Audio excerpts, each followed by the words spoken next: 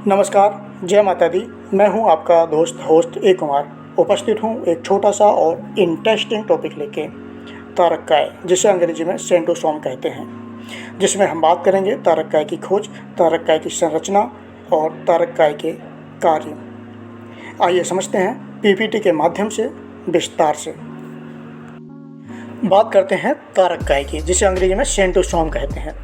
तारककाय यानी सेंट्रोसोम तंत्रिका कोशिका को छोड़कर, तंत्रिका कोशिका, पहले समझिए तंत्रिका कोशिका को, जिसे अंग्रेजी में न्यूरॉन या नर्व सेल कहते हैं।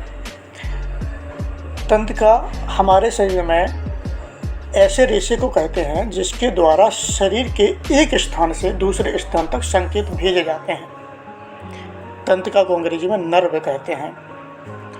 मनुष्य शरीर में यानी कि हमारे शरीर में तंत्रिकाएँ शरीर के लगभग हर भाग को मस्तिष्क यानी माइंड या मेरुरज्जु, जिसे अंग्रेजी में स्पाइनल कॉर्ड कहते हैं, सामान्य भाषा में जो है मेरुरज्जु को मेरुदंड या रीढ़ की हड्डी कहते हैं।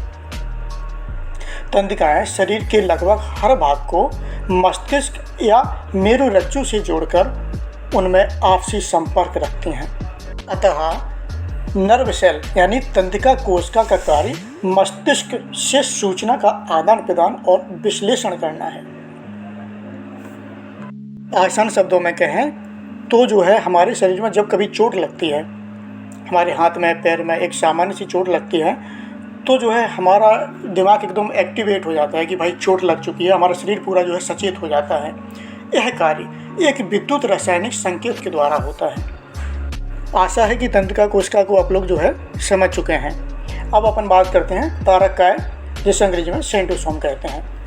तारककाय यानी सेंट्रोसोम तंत्रिका कोशिका को छोड़कर प्रायः मुख्य रूप से जंतु कोशिकाओं यानी एनिमल सेल्स में केंद्रक यानी न्यूक्लियस के समीप कोशिका ध्रुव यानी साइटोप्लाज्म में एक तारानुमा रचना दिखाई देती है, जिसे तारककाय यानी सेंट्रोसोम कहते हैं। तारककाय यानी सेंट्रोसोम कुछ पादप कोशिकाओं यानी कि कुछ प्लांट कोशिकाओं जैसे शैवाल, जिसे अंग्रेजी में एल्गाई कहते हैं, कवक जिसे फंजाई कहते हैं, में पाया जाता है।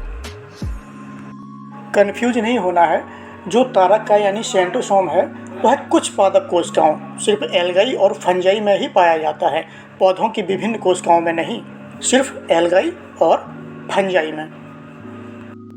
अब बात करते हैं तारककाय की खोज, डिस्कवरी ऑफ सेंट्रोसोम। तारककाय यानी सेंट्रोसोम की खोज टी बॉवेरी, जिनका पूरा नाम थियोडर बॉवेरी है, नामक वैज्ञानिक ने सन 1888 ईस्वी में किया था।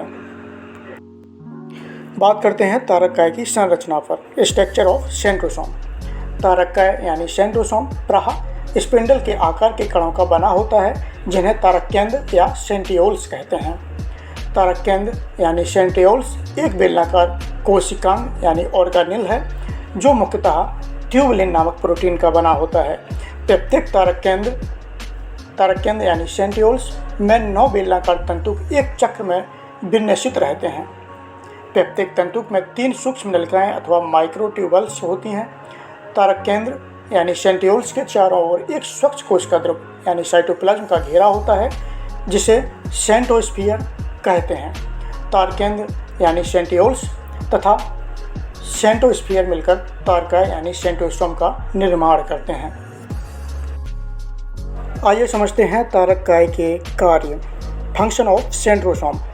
तारककाय यानी सेंट्रोसोम का महत्वपूर्ण कार्य कोशिका विभाजन यानी सेल डिवीजन के समय स्पिंडल के निर्माण में सहायता करना है। स्पिंडल एक अंग्रेजी शब्द है, इसे हिंदी में धुरा या धुरी बोलते हैं। कोशिका विभाजन के समय तारककाय यानी सेंट्रोसोम का तारक केंद्र यानी सेंट्रियोल्स 2 भागों में बंट जाता है। ये 2 विपरीत ध्रुवों की ओर चले जाते हैं और कोशिका विभाजन में मदद करता है। इसके अतिरिक्त तारककाय यानी सेंट्रोसोम शुक्राणुओं यानी स्पर्म्स की पूंछ यानी टेल का निर्माण कराता है।